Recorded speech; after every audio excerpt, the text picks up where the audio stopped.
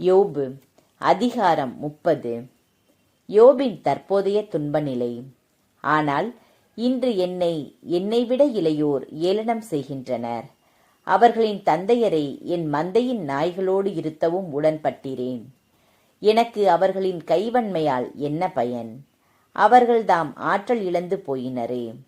அவர்கள் பட்டினியாலும் பசியாலும் மெலிந்தனர். வறண்டு இருண்டு அழிந்த பாலைக்கு ஓடினர். அவர்கள் உப்பு கீரையை புதரிடையே பறித்தனர். காட்டுப் பூண்டின் வேரே அவர்களின் உணவு. மக்கள் அவர்களை தம்மிடமிருந்து விரட்டினர். கள்வரை பிடிக்க கத்துவது போல் அவர்களுக்கு செய்தனர்.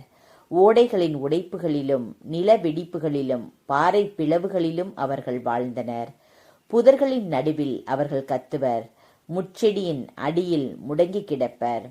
மடையனின் மக்கள் பெயரில்லா பிள்ளைகள். அவர்கள் நாட்டிலிருந்து விரட்டப்பட்டனர். இப்பொழுதோ அவர்களுக்கு நான் வசைப்பாட்டு ஆனேன். அவர்களுக்கு நான் பழமொழி ஆனேன். என்னை அவர்கள் அருவருக்கின்றனர். என்னை விட்டு விலகி போகின்றனர். என் முன் காரி துப்பவும் அவர்கள் தயங்கவில்லை. என் வில்லின் நாணை கடவுள் தளர்த்தி என்னை தாழ்த்தியதால் என் முன் அவர்கள் கடிவாளம் அற்றவராயினர். என் வலப்பக்கம் கும்பல் கூடுகின்றது. என்னை நெட்டி தள்ளுகின்றது. அழிவுக்கான வழியை எனக்கெதிராய் வகுத்தது. எனக்கு அவர்கள் குழி தோண்டுகின்றனர். என் அழிவை விரைவுபடுத்துகின்றனர். அவர்களை தடுப்பார் யாருமில்லை. அகன்ற உடைப்பில் நுழைவது போல பாய்கின்றனர். இடிபாடுகளுக்கு இடையில் அலை போல் வருகின்றனர். பெருந்திகில் மீண்டும் என்னை பிடித்தது. என் பெருமை காற்றோடு போயிற்று. முகிலென மறைந்தது என் சொத்து. இப்பொழுதோ என் உயிர் போய்கொண்டே இருக்கின்றது. இன்னலின் நாள்கள் என்னை இறுக்குகின்றன. இரவு என் எலும்புகளை உருக்குகின்றது. என்னை வாட்டும் வேதனை ஓய்வதில்லை.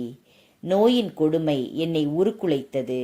கழுத்துப்பட்டை போல் என்னை ஒட்டிக்கொண்டது. கடவுள் சேற்றில் என்னை அமிழ்த்திவிட்டார். புழுதியும் சாம்பலும் போல் ஆனேன். நான் உம்மை நோக்கி மன்றாடினேன். ஆனால் நீர் எனக்கு பதில் அளிக்கவில்லை. நான் உம்முன் நின்றேன். நீர் என்னை கண்ணோக்கவில்லை. கொடுமையுள்ளவராய் என் மட்டில் மாற்றினீர். உம் கைவன்மையால் என்னை துன்புறுத்துகின்றீர். என்னை தூக்கி காற்றில் பறக்கவிட்டீர். புயலின் சீற்றத்தால் என்னை அலைக்கழித்தீர். ஏனெனில் சாவுக்கும் வாழ்வோர் அனைவரும் கூடுமிடத்திற்கும் என்னை கொணர்வீர் என அறிவேன்.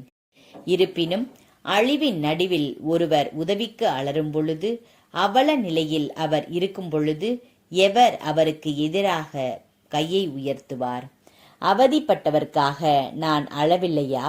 ஏழைக்காக என் உள்ளம் இளகவில்லையா? நன்மையை எதிர்பார்த்தேன், தீமை வந்தது. ஒளிக்கு காத்திருந்தேன், இருளே வந்தது.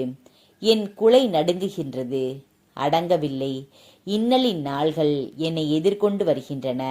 கதிரோன் இன்றியும் நான் கருகித் திரிகிறேன். எழுகிறேன், மன்றத்தில் அழுகிறேன் உதவிக்கு. குள்ள நரிக்கு உடன்பிறப்பானேன். நெருப்பு கோழிக்கு தோழனும் ஆனேன். என் தோல் கருகி உரிகின்றது. என் எலும்புகள் வெப்பத்தால் தீகின்றன.